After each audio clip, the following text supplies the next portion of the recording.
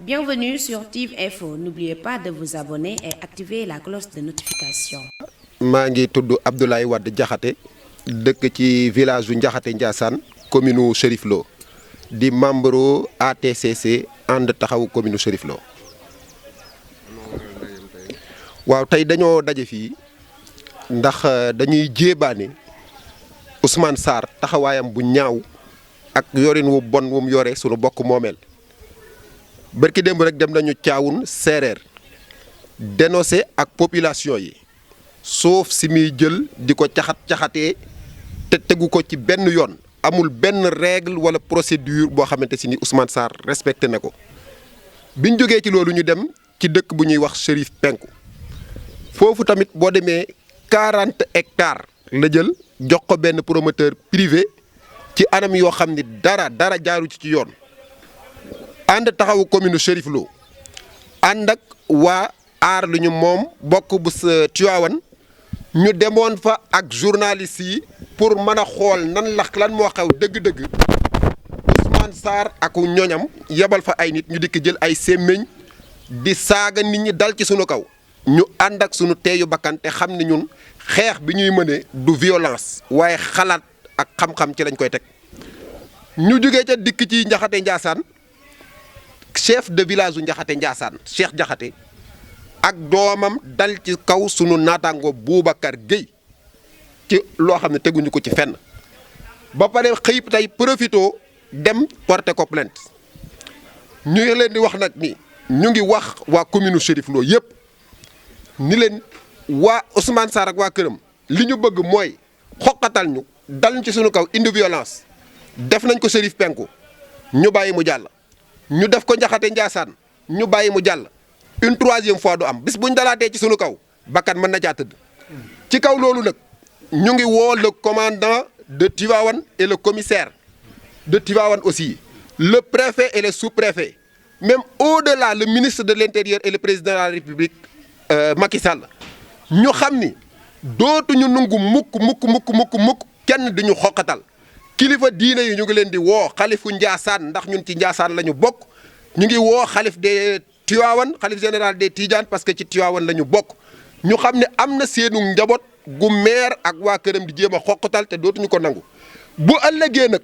bu fekkente ni kilifa yi ci war a wax waxuñu ci ba leneen xew ci nañu xam ni waa ATCC seen jaan wàcc na ndax dal nañ ci seen kaw ñaari yoon ñu moytu aviser nañ ñu war a aviser. bu boobaa nag ñu xam ne ñooñu ñoo deful seen liggéey loolu moom moo ñu dajale woon tey fii ñu yëgal ko opinion nationale ak internationale bi ni ñun woote wuñu xeex xuloo wuñu saaga wuñu li ñuy def ci xam-xam la ñu koy teg Ousmane Sarr li ñu ko laaj dafa yomb jox ñu ana sa registre foncier 40 hectares yi nga joxe noo ko joxee ci yan anam ana contrat bi indil ñu xool lii yombul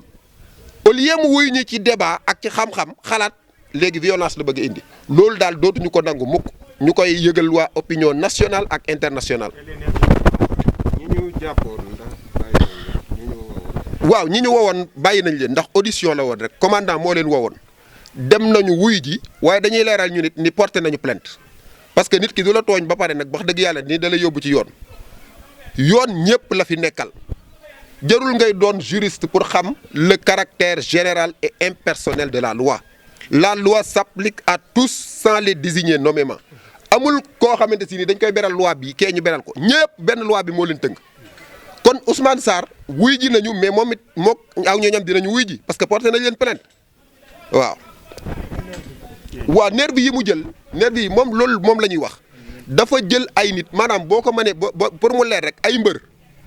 mbër yoo xamante si nii jox leen ay ngànnaay. keroog bañ jógee Cherif Penku fa la ñu dikk di dagg ay saagay ndey lu ne ñu def ko ñun nag ci sunu wàllu bopp dinañu jël ay nit ñoo xam ni ci sunu wàllu sécurité bu ëllëgee ku dal ci sunu kaw dootoo ko defati dina mel ni nen bu dal ci kaw xeer te jël nañ suñuy disposition ba mu mat sëkk ñoom bu ëllëgee bu ñuy ñëw nañ jël seen i disposition duñu dal ci seen kaw mais bis buñ dalee ci sunu kaw bakkan mën na cee tëdd kooku moom dañoo bëgg ñëpp dégg ko tamu leer te bu boobaa it ñu xam ni Ousmane Sarr ak waa ñoñam ak ñoñam ñooy ñi ko waral. Est-ce que mos ngeen rencontré le maire Ousmane Sarr. Ousmane Sarr rencontré nañu ko bañu ko ay yoon bind nañ ko ay yoon ay lettres yoo xamante si nii benn tontu ci amul benn yoon boo xam ni tontu na ci parce que moom da ngay dikk di wax ak moom ci xam-xam mu jàppee la ab noonu parce que li nga koy laaj amul benn idée amul lu mu la mën a tontu indil contrat bi nga joxee 40 hectares yi loolu kay yomb na. ana registre foncier te code des collectivités territoriales wax ni bépp citoyen am nga sañ-sañ ca sa mairie nga dem fa laaj registre foncier bi loo ca soxla te bëgg koo photocopier sax nga photocopier ko ci sa xaalis nga lamb sa poche mais moom deful loolu njaayum suuf mi dëkk bi yëpp jaay na ko Ousmane Sarr jaay na dëkk bi yëpp njaxate gii ñu nekk nii kenn mënul fee am kër te du dangaa débourser 1 million wala plus te y a 5 ans de cela rek ku fi bëgg kër 15000 francs lañ lay laaj 15000 francs donc tey mënoo am kër fii à moins de 1 million de francs CFA. naar bi jënd kii bi kenn mus ko gis. voilà léegi ci problème mu Chérif Penku bi hectare bu Chérif Penku bi ba tey jii ñuy wax naar biñ ni moom lañ ko jox kenn musu koo teg bët du ñun waa ATCC du waa Chérif Penku du kenn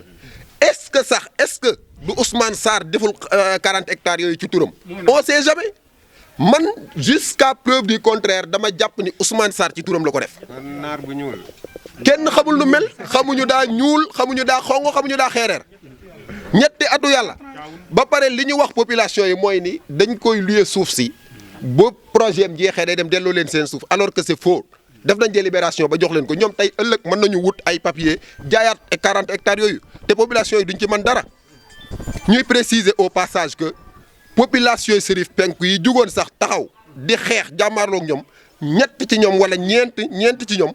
tey jii ci bëccëg jox nañ leen plainte wala kan moo mës a gis lii nit dalay tooñ ba pare yóbbu la ci yoon ndax lan monsieur le maire la Macky Sall la àndal loolu mënta nekk duñu ko nangu na opinion nationale ak internationale xam ni fii ci commune Chérif Lo nga xam ne mooy commune bi nga xam ni maire bi yées ci maire yi moo ci ne am na kuréel gu fa taxaw ànd taxawu commune Chérif Lo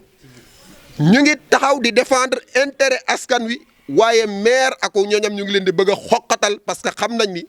kun aj day bañ ku teen mais mënuñu ñoo teree teen de li ñuy gën a insister nag mooy autorité yi commandant gendarmerie commissaire de police préfet bu ñu ak sous-préfet bu ñu jugul wax ci lii raam ci ñag bi la jëm bu ëllëgee si biir bu fi bakkan tëddee bu kenn ni yëguñu ko woon wala xamuñu woon lu xew parce que ñun ñoo mënatul nangu violence dal nañ ci suñu kaw ñaari yoon te duñ nangu mu ñett kooku moom dañ ciy insister c'est très important monsieur le commandant de la brigade de Tivaouane monsieur le commissaire de la police de Tivaouane monsieur le préfet et le sous-préfet nous vous interpellons solennellement sur la situation qui prévaut actuellement à Chérif Lo dans la commune de Chérif Lo ñëw leen ngeen xool lan mooy am sinon ëllëg ki si biir ku artuwul di nga atte ku artuwul di nga atte artu nag jot na maytu nañu maytu sës nañu nag toll nañ foo xam ne mënatuñoo arrière ñun foofu la ñu toll. Donc bonsoir tout le monde je me présente d'abord c'est Boubacar Ndiaye mouvement ATCC donc je vais vous lire le communiqué conjoint donc communiqué conjoint aar li ñu bokk ànd taxawu commune de Chérif Lo donc je précise c'est aar li ñu bokk département de Tivaouane. Donc, dans le cadre de l'exercice de leur liberté constitutionnelle, les membres du mouvement And Taxawu commune de Chérif Lo, ATCC, et Aar Li Ñu Bokk, département de Tivaouane, ont été à Thiawoune Serer pour s'enquérir de la situation concernant le foncier qui les oppose au maire de la commune, M. Ousmane Sarr. Ce énième bradage foncier par le régime liberticide du maire Ousmane Sarr constitue une violation inacceptable du Code des collectivités territoriales. Les populations de Thiawoune Serer sont dépossédées illégalement de leurs terres qui leur étaient déjà attribuées du temps du PCR Jean-Pierre Tine sur lotissement. Et selon eux, ils avaient déjà payé les frais de bornage et aucune notification de désaffectation ne leur a été délivrée. Le maire a donc refait le lotissement sous l'angle de la force. Face à cette injustice sans nom, And Taxawu commune de Chérif Lo et Aar Li Ñu Bokk, département de Tivaouane, se sont rendus aussi à Chérif Penku où un périmètre de 40 hectares a été attribué à un tiers dans des conditions nébuleuses. La preuve, le maire refuse toujours de montrer aux citoyens de la commune le procès verbal de délibération ainsi que le protocole liant les populations à l'investisseur. Et pire encore, les populations n'ont jamais vu ni rencontré le dit investisseur. S'agit-il d'un prête-nom du maire ou d'un étranger? Personne ne sait.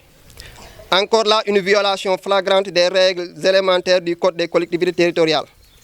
En effet, l'investisseur leur avait promis de l'eau,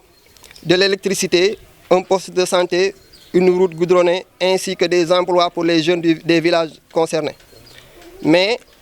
après plus de 3 ans sans activité significative, ces populations sont dans le désarroi total, laissées à eux-mêmes et ne savent plus à qui s'adresser. Juste après notre départ, les populations nous ont informé que le maire a dépêché des nervis qui sont venus derrière nous. Ne nous trouvant pas sur site, ils ont filé droit au village, arrosant les jeunes du village d'Injures et de menaces. And Taxawu commune de Cherif Lo et Aar Li Ñu Bokk département Tivaouane dénonce avec la dernière énergie les tendances violentes de ce maire incompétent et exprime sa solidarité aux populations de la commune de Cherif Lo. En conséquence, And Taxawu commune de Cherif Lo et Aar Li Ñu Bokk département Tivaouane demande à tous les citoyens et aux défenseurs des droits humains de se mobiliser pour exiger la fin de tels agissements violents et de tels bradages fonciers de la part de ces prédateurs. Nous comptons poursuivre nos activités de contrôle citoyen sur tout le territoire communal et apporterons la République idoine afin, avec les moyens nécessaires à toute tentative de violence et d'intimidation venant du maire et de ses acolytes, qu'ils se le tiennent pour dit. Pour terminer, nous tenons à dire à l'opinion nationale et internationale, ainsi qu'aux autorités, qu'il tiendra le maire Ousmane Sarr pour responsable de tout ce qui pourrait arriver à la population de la commune de Cherif Lo comme préjudice. Donc Cherif Lo, le 21 septembre 2020, Aar Li Ñu Bokk département Tivaouane, And Taxawu commune de Cherif Lo. C'est monsieur Nderi Diakhaté, je suis conseiller municipal. Wolof donc que ni man conseil municipal là li xale ñi wax maa ngi koy dëggal donc boo xoolee que ni au niveau de la mairie de Cherif Lo dafa am ay problème yu sérieux yu fa am parce que donc man benn délibération en 2016 lañu gis comme ni ko gars ñi waxee depuis lors il n'y a plus de délibération donc ça il faut le confirmer c'est que l'école on dit beneen bi également que le maire bi moom dafay jaay suuf mais de façon implicite il se cache derrière des gens qui vendent les terres à son nom alors que cela ne doit pas exister. Le maire doit attribuer des terres à la population, ce qu'il doit faire. Nous détenons maintenant des actes administratifs qui prouvent cela. Donc le maire ne doit pas vendre. Donc le li gars ñi wax donc c'est légal. 40 hectares ici de penku délibération bi am na. Donc ce jour-là, moi j'étais là-bas. La délibération existe bien, bel et bien. Maintenant, li suuf délibération bi nag loolu moo lëndëm parce que nu ngul leeral nu ngul wax dara comme ni ko gars ñi waxee. Donc loolu laa doon apporter comme donc moi je suis donc waaw ci APR laa génne comme conseiller municipal. Donc au début il y avait deux clans. Finalement man rangé wu moon ci clan ci maa ngi ci woon ci beneen clan bi mais parce que jubadi la ñu gis moo tax mu ñëwoon ànd ak ku nga xam ni dafa jubul donc loolu mooy que moo la ñu gëm ci loolu ñu taxaw ba léegi nit ki jubul mënuñu ànd ak moom donc dañu bëgg li ñu bëgg mooy que ni mu bàyyi jaay suuf population bi te mu attribuer leen terrain yi suñ ko deful suñu doom yi suñu sët yi du ñu am fu ñu dëkk loolu rek moo ñu metti mais du leneen mais s'il est conscient mu toog tëdd ci ngegenaayam ndax xalaat que ni njabootam moo nekk fii te li muy def ay jàmbur ñoo koy jënd te bu loolu amee ëllëg suñu doom yi suñu sët yi dañu am problème ñun am nañu kër gars yi bari sont des fonctionnaires ils travaillent donc mais nag ñaay buy xàll mbabal doom ji moo tax donc suñuy sët ak suñuy doom moo tax ñuy xeex mais pour ñun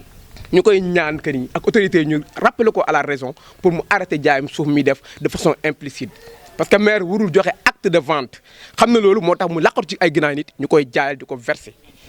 donc loolu mooy problème bi ñun xam nañ ko loolu la ñuy xeex que ñu bàyyi njaayam loolu moo ñu gën a ñor surtout mu bàyyi njaayam suuf bi population bi am fu ñu dëkkee ñu attribuer la ñu dem trésor fay 25 000 francs n'est-ce pas loolu la ñuy ñaan donc je vous remercie. population yi mosuñu ci attribuer kenn ngeen ba mu doonee non ba man li ma gis mooy que ni tool yi dañ koy morceler mu am protocole ak borom tool yi ak moom borom tool yi jël 70% moom mu jël 30% mais 30% yi da koy tuddee da koy jaay 70% itam borom tool yi dañ ciy jaay alors que borom tool yi tey suñu nangoo ñëwoon tey pour wax ne dañoo bëgg a def protocole moom moo war a découragé malheureusement découragé wu leen donc ñun xam nañ ñu wax bu baax loolu rek la ñu préciser. donc population yi mosuñu leen attribuer ay parcelles. ñi ànd ak moom. non ñi ànd ak moom peut-être dina leen may ay parcelles. voilà je vous remercie.